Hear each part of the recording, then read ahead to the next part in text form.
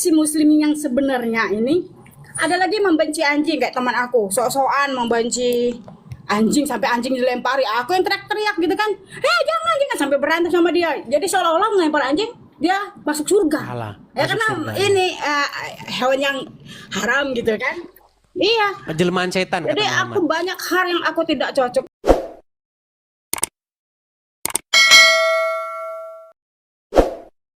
Jadi aku merasa terganggu karena aku waktu itu merasa berbeda sendiri, seolah aku sebagai guru yang mengajarkan mencontohkan tidak baik kepada anak murid. Oke, aku berjilbab, jilbab syari juga panjang, dan aku kerepotan dengan jilbab ikut-ikutan orang kayak gitu. Hati aku sebenarnya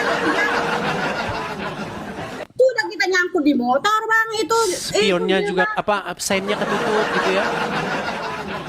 Kita sen ke kiri nggak ada lampunya, yang belakang nggak lihat. Lagi modalnya besar, setiap aku mau pakai jilbab mesti ikut-ikutan orang panjang-panjang kayak gitu. Sudah pakai dalemannya, dan jilbabnya bukan harganya murah, mahal semua. Kok jadi ribet kali, kok jadi mahal aku gitu kan. Dan juga aku tengok guru-guru itu yang berjilbab walaupun jilbab panjang, yang namanya ngerumpi di kantor itu. Tetap Bapak-bapak saja. Sampai aku jadi, aku kayaknya bukan muslim orang yang alim-alim amat, tapi nggak gini juga menurut aku ya gitu. Jadi aku pikir ini yang bagaimana sih muslim yang sebenarnya ini? Ada lagi membenci anjing kayak teman aku, sok-sokan membenci anjing sampai anjing dilempari. Aku yang teriak-teriak gitu kan. Jangan, jangan sampai berantem sama dia. Jadi seolah-olah melempar anjing dia masuk surga. Alah, Ya masuk karena surga, ya. ini hewan yang haram gitu kan. Iya. Jelmaan setan kata Jadi aku Muhammad. banyak hal yang aku tidak cocok. Ini masalah ini apa? Hah? Kata Muhammad, anjing hitam itu jelmaan Terus setan. lagi lupa.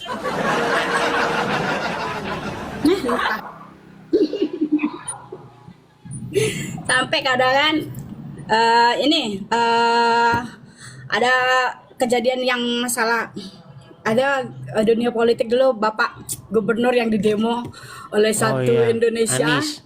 dari orang-orang berbaju putih-putih. Itu Daster. di masjid sampai sudah rumah saya dekat masjid, dikumandangin pula di masjid. Ini semuanya nanti berkumpul kita ke Jakarta, mau masalah penistaan agama. Langsung mikir ini masjid buat apa, kok tahu nggak masalahnya, yuk dunia politik kayak apa, kok tiba-tiba heboh kayak gini. Jadi banyak hal yang aku kebingungan, ini agama ngajarin ke arahnya mana sih? Letak kebaikannya itu di mana? Sembahyang, jadi kalau ke sembahyang 5 waktu yang nggak tahu bacaannya ke hati apa enggak, cuma kayak sebuah gerakan-gerakan aja tapi nggak ke hati, menurut aku merasa sudah Islam banget gitu, sudah merasa Islam banget karena itu kayaknya standar ukurannya. Yang aku tidak sehebat mereka gitu, kayaknya aku nih dipandang sebelah mata, tapi kayaknya hati aku nggak sekecil kalian deh, rasanya nggak berpikir sebelah mata dengan orang beragama berbeda. Apalagi dulu bang, aku pernah posisi di bawah posisi yang sangat apa ya, di titik terendah. Pernah aku di posisi titik terendah. Dan yang menjatuhkan aku dan memanfaatkan aku yang di titik terendah itu justru orang-orang di sekitar aku yang muslim. Dan yang mengangkat aku waktu itu, yang masih menjaga keadaan aku itu justru orang yang non muslim semua. Sampai aku didoakan jarak jauh dengan dengan ya bacaan ini ya, umat Kristen lah. Tapi aku terima aja waktu itu, aku terima. Sampai aku bingung, aduh baru aku mau hijrah pakai jilbab syar'i, kok aku didoain pakai ini, kemana ini arahnya? Sampai akhirnya aku nonton Buya Sakur. Nah Buya Sakur, mataku mulai aku agak terbuka sedikit. Oh ternyata memang ada keanehan. Ternyata keanehan aku lagi kecil itu bukan karena aku yang pemalas beragama atau aku yang aneh atau memang ternyata memang ada yang aneh. Cuma aku nggak ngomong ke keluarga. Aku setiap berdebat sama saudara, aku selalu terpojok gitu. Nah, aku selalu terpojok karena dia menang lebih alim lah gitu kan. Jadi aku posisinya ya lebih banyak sakit hati kalau berdebat dengan saudara gitu kan. Nah itu makanya di Buya Sakur membuat aku sedikit terbuka, banyak hal-hal yang oh ternyata ini. Kemudian aku nonton lagi Abu Marlum, Syarif Karim, nah Quraisy Shihab. Itu orang-orang yang respect terhadap agama lain dan bisa ada keseimbangan lah terhadap agama lain, tidak terpojokkan kalau aku lihat. Kalau tak tahu kalau abang, tapi kalau aku pandang seperti itu. Nah, terus lagi ada lagi ustazah, ada perempuan yang dia ahli, bukan ahli sih, dia cukup mempelajari agama Islam, dia berjilbab ibu itu. Saya lupa namanya siapa. Nah itu pun dia menjelaskan banyak hal-hal yang sebenarnya di dalam ajaran sendiri agama Islam itu banyak menekan gitu. Padahal kenyataannya tidak seperti itu aturan.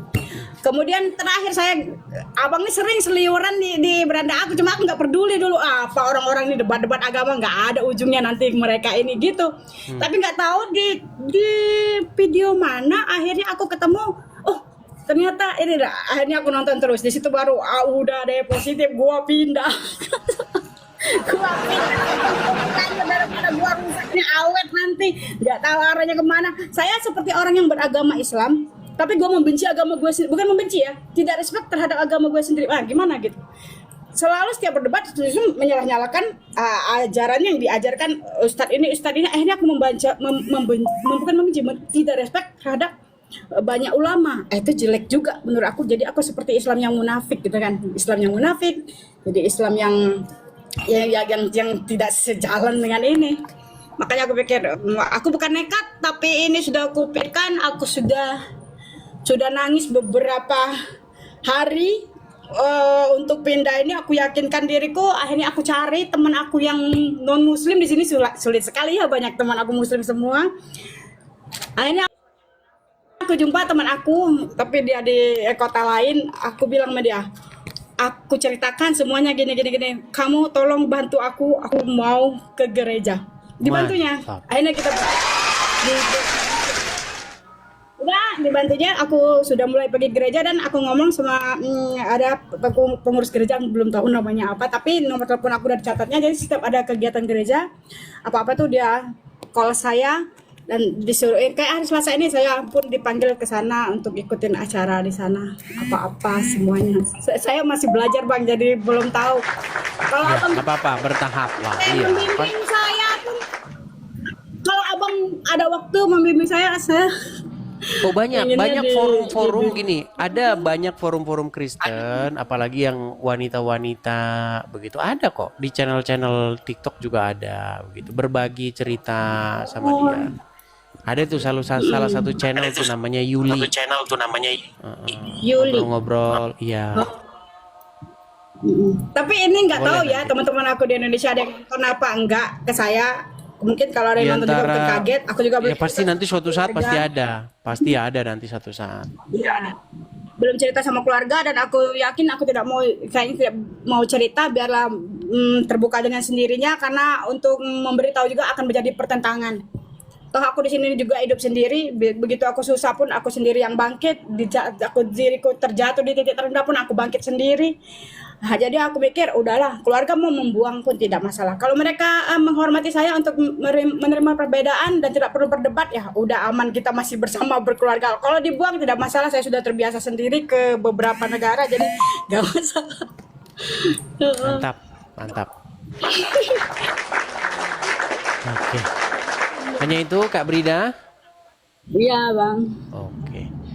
Saya menanggapi ini ya, masalah jilbab dan masalah riba ya gini. Iya. Jadi dulu saya nggak tahu Kak Brida ini kelahiran tahun berapa, tapi dulu di zaman saya sekolah, di zaman tahun taruhlah tahun di bawah tahun 2000-an, itu belum ada orang berjilbab perempuan. Ada. Ya. Fenomena atau wabah berjilbab itu baru ada tahun 2015 ke sini.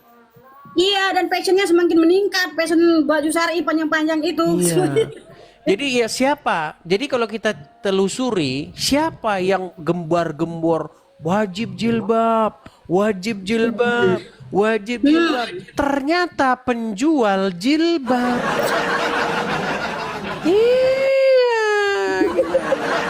Coba tuh bayangin, sepeda motor didesain untuk dinaiki dengan kelihatan lampu sennya, betul nggak?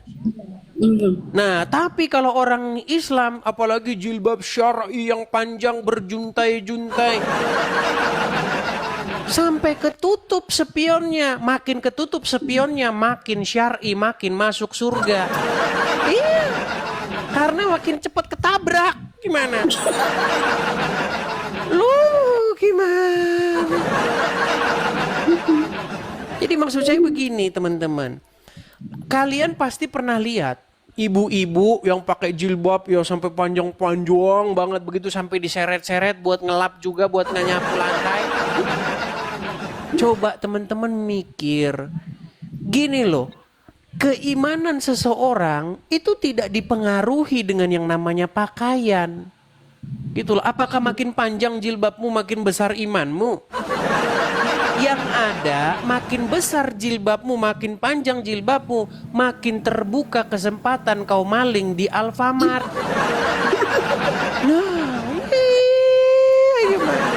Berapa banyak kasus ibu-ibu bagaimana mereka nilep tuh, masuk semua ke dalam perutnya itu, makin besar jilbabnya, masuk susu, masuk energen, masuk semua ke perutnya. Itu apakah itu? Coba, apa yang dikatakan oleh Yesus di dalam Injil? Coba, janganlah kamu seperti ahli-ahli Taurat dan orang-orang Farisi. Jangan seperti alim ulama itu. Mereka senang berdiri di pinggir-pinggir jalan dengan jubahnya yang berjumbai panjang-panjang. Ya, dengan apa namanya ini? Yang bulat gede-gede itu, yang sebesar pohon kelapa, buah kelapa itu. Kenapa sih seperti itu? Iya. Yang diajarkan Yesus memang bertolak belakang sama sekali. Makanya Tuhan itu tidak melihat baju. Tuhan itu melihat hati kita. Jadi Iya, saya masuk pertama kali di lingkungan gereja juga. Memang lain ya rasanya ya. Saya rasakan perbedaannya di lingkungan. artinya itu begini, juga. yang penting itu sopan saja. Ya berpakaian sopan. Nggak perlu pakaian Anda harus berjunta apa sampai buat ngelap gitu. Masuk surga gitu. Kalau bajunya begitu, kalau terus bajunya ini terus nggak masuk surga. Bukan seperti itu. Lagian sikap yang agak mengintervensi terus kayak memojokkan itu kan membuat apa ya, kita tuh juga tidak suka digituin. Jadi merasa lu cari kekurangan gue seolah gue Tapi- bukan muslim yang baik, kau juga bisa saya protes, tapi aku nggak ada mengkritik Ya, orang gitu. tapi gini ya Kak Brida. Sebenarnya sejarah jilbab itu sebenarnya dulu itu seragam, mohon maaf tuh, seragam BAB. Iya. Jadi suatu ketika di dalam riwayat, jadi Umar bin Khattab itu melihat istri-istri Muhammad itu pergi dari tempat BAB. Lalu Umar bin Khattab itu memberikan saran, wahai Rasulullah, bagaimana kalau istri-istrimu itu dikasih hijab? Akhirnya turunlah ayat jilbab. Jadi ayat jilbab itu adalah ide atau apa namanya, kemauan daripada Umar bin Khattab. Belum pernah dengar hadis itu. Situ. Nggak tertarik juga, mau cari-cari juga, saya sudah pusing dengan Iya. keadaan real yang di depan mata aja udah bertentangan. Jadi untuk apa aku mau cari-cari? Yang udah didengar aja banyak aku nggak terima. Ya, jadi Umar bin Khattab itu pernah berkata dalam sebuah hadis nih ya. Saya akan tunjukkan. Ini sedikit saja. Kalau Kak Brida kan memang sudah tidak ini ya. Nih, saya katakan untuk menunjukkan kepada penonton yang lain ya Kak Brida ya. Karena penonton yang lain ini kan menganggap saya ini katanya ngada-ngada atau bohong-bohong, ngadi-ngadi. Nih, saya tunjukkan hadisnya ya. Nih. Dan dikatakan tentang keutamaan khalifah Rasulullah, yaitu yang bernama Abu Bakar. Nah, sebentar ya. Dari Umar bin Khattab ya, sebentar nih. Saya bacakan keutamaan dari Umar ibn Khattab. Ya. Apa di sini keutamaannya? Perhatikan. Dia ini adalah salah satu pencetus ayat jilbab. Jadi idenya Umar. Ya. Ide Umar lah. Sebentar, saya tunjukkan dulu ya. Sebentar. Nih, kita tunjukkan ya hadisnya. Bentar. Keutamaan dari Umar bin Khattab. Sebentar, saya kasih hadisnya saja langsung ya. Hadis Umar bin Khattab. Sebentar. Nah ini mengenai hijab ya. Al-Bukhari menyebutkan dengan mengacu kepada Aisyah mengatakan, Umar berkata kepada Rasulullah, ya, pasangkan hijablah untuk istri-istrimu. Tetapi Nabi tidak melakukannya. Pertama nggak dilakukan sama Muhammad, ya. Ketika itu istri-istri Nabi malam-malam pergi ke tempat BAB. Suatu ketika Umar bin Khattab melihat Saudah binti Zam'ah, sosok perempuan yang ini tinggi. Maka kata Umar, saya mengenal Anda, Saudah. Harapannya supaya memakai hijab. Maka Allah menurunkan ayat hijab. Nih idenya Umar. Jadi idenya Umar diambil oleh Allah. Allah setuju pada ide Umar. Makanya dalam sebuah hadis pernah ini ide tukang fashion jilbab.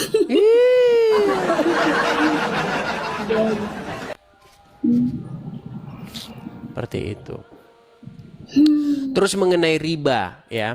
Kadang-kadang orang Islam ini kalau ngomong riba otaknya nggak pernah dipakai. Gini, riba itu apa sih? Definisi riba itu artinya kelebihan. Contoh nih, contoh. Kita beli HP harga 1.000. Kita jual 1.200. Nah, yang 200 itu disebut riba. Riba itu artinya kelebihan. Nah, di dalam Bible itu berbicara mengenai riba. Riba itu tidak boleh diambil dari orang miskin. Ya, janganlah kamu mengambil riba dari orang miskin. Bukan tidak boleh mengambil riba. Setiap perdagangan itu harus ada riba. Kalau nggak ada riba ya nggak jalan. Terima kasih aja. Masa memang ucapin terima kasih nggak bisa. Contoh, kamu mau tempat kerja, oke? Kamu diterima, oke? Kamu nggak punya motor, nggak punya kendaraan, terus kamu diterima kerja di terus kamu naik Gojek. Kalau kamu naik Gojek, kamu bayar sekian-sekian. Sementara jelas-jelas kamu perlu motor untuk kamu gerak ke sana ke sini, karena pasti tujuan bergerakmu itu nggak cuma tempat kerja. Pasti suatu saat kamu pergi ke warung, suatu saat kamu pergi ke sini, pasti kamu perlu yang namanya sepeda motor. Maka ada yang namanya kredit untuk cicilan sepeda motor. Masa nggak ada bunganya? Ya harus ada. Ya. Dari mana jalan ceritanya nggak ada? Harus ada. Makanya sekarang muncullah bank-bank syariah. Ayo ke sini, tidak ada riba. Ngomongnya doang nggak ada riba, ternyata ya sama aja. Tetap aja ada, Piang. Kalau nggak ada untungnya, banknya tutup, bangkrut. Gimana?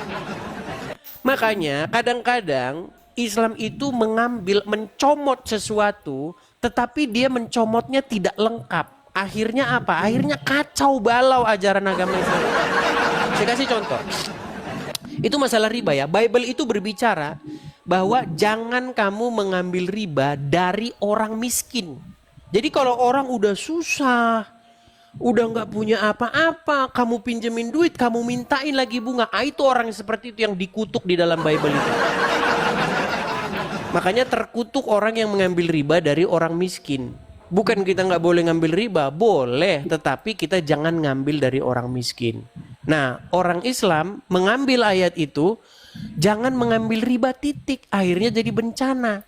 Ya, karena sudah haram kalau ngambil riba, tapi malah banyak mengajukan SK mereka ke bank. Nih. Akhirnya Muncul muncul Riba, riba yang juga. muncul bank yang dalam tanda kutip ini anti riba. Nggak ada bank yang nggak ngambil untung, pean. Bank itu kalau nggak ngambil untung 5 hari lagi dia tutup. Nah, Anda itu. Jadi begini, salah satu juga contoh mengenai haram dan halal makanan. Sebenarnya nggak ada konsep haram dan halal dalam Bible, tapi mengenai tahor dan tame, ya, yang bersih dan yang kotor. Nah, agama Islam karena dia lihat orang Yahudi nggak makan babi, muncullah ayat jangan makan babi. Lupa dia, kecoa juga nggak boleh. Akhirnya umat Islam harus membuat kitab sampingan. Apa itu kitab sampingan? Kitab hadis. Karena gini, karena Muhammad kan ngeliatin orang Yahudi. Diliatinlah orang Yahudi. Orang Yahudi nggak makan babi nih. Wah, berarti muncullah ayat. Jangan kamu makan babi. Nah, dia nggak lihat ternyata bunyinya itu bukan jangan makan babi. Jangan kamu makan binatang yang satu, tidak bermamah biak dan juga tidak berkuku belah. Jadi bukan cuma babi di situ. Ternyata onta juga masuk. Gitu loh. Ternyata Muhammad makan onta. Makanya saya bilang akibat nyolong, tapi nyolongnya cuman separuh.